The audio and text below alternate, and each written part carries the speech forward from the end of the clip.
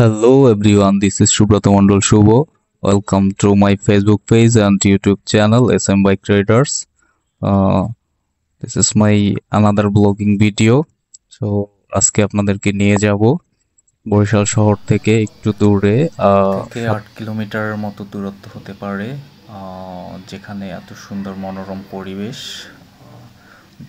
আমরা চলে যাব আজকে তালতলির চরবাড়িয়াতে। তো সেখানে নদীর পাড়ে যে বেড়িবাঁধটি তৈরি হয়েছে, যে বেড়িবাঁধকে ঘিরে এই সুন্দর নিদর্শন।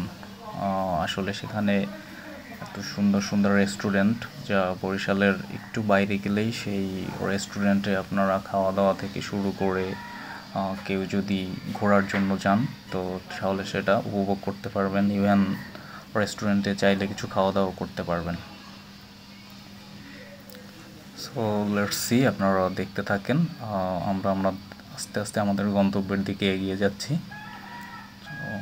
তার মধ্যে আসলে আপনাদের সাথে একটা বিষয় নিয়ে একটু কথা না বললেই নয়, যেটা আসলে আমার কাছে খুবই অন্যভাবে মনে হয়েছে। জানি না আপনাদেরকে কি মনে হচ্ছে বা আপনারা কি মনে করতেছেন।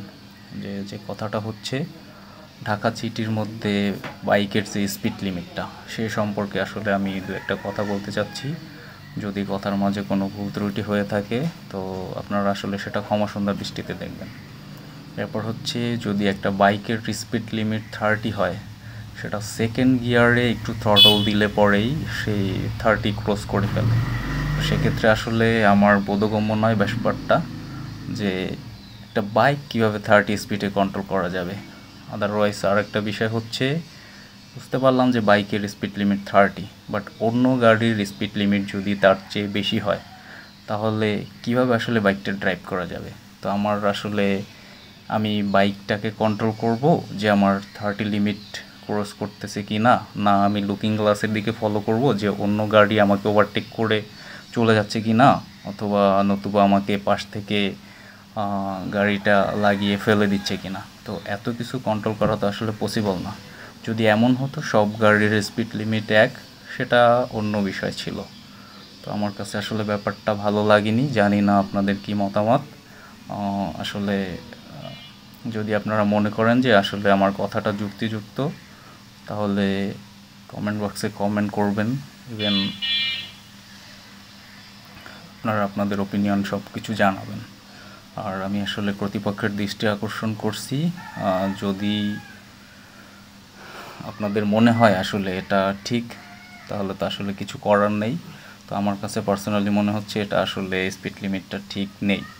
তো আপনারা আপনাদের জায়গা থেকে ব্যাপারটা একটু পর্যবেক্ষণ করে দেখবেন যে আসলে একটা বাইকের স্পিড লিমিট 30 সেটা কতটুকু গ্রহণযোগ্য।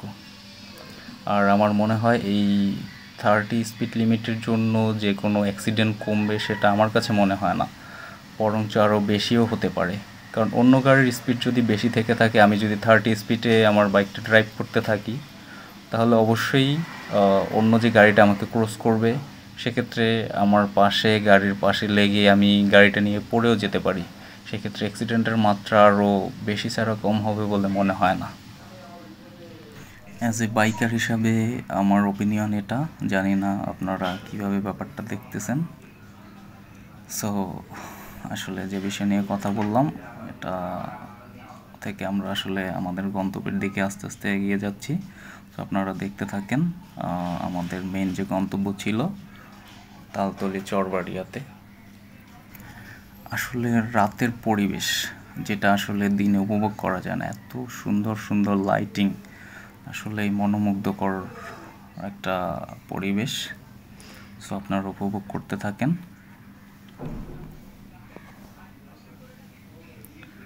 তো এখন আমরা যে স্পটটিতে রয়েছি, এখানে পাশেই একটি চায়ের আড্ডাখানা রয়েছে।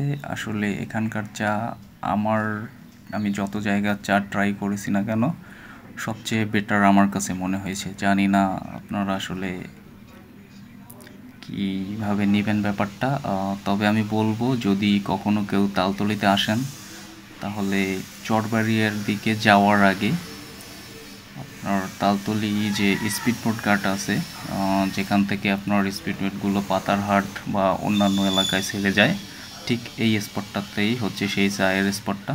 তো আপনারা যদি কখনো এখানে আসেন অবশ্যই 1 কাপ চা অন্তত ট্রাই করবেন। আশা করি আপনাদের ভালো লাগবে। আমি আসলে ভেবেছিলাম এখানে সন্ধ্যার আগ মুহূর্তে আসবো, বাট রাতের এই লাইটের পরিবেশ প্লাস এই সিচুয়েশানটা আসলে রাত্রেবেলা ছাড়া উপভোগ করা যায় না, যে কারণে আমি রাতেই আসলাম। আমার ডিসিশন চেঞ্জ করে সন্ধ্যার আগের পরিবর্তে আমি সন্ধ্যার পরেই আসলাম। সো আমরা আমাদের মেন গন্তব্যে চলে আসি, আপনারা দেখতে থাকেন।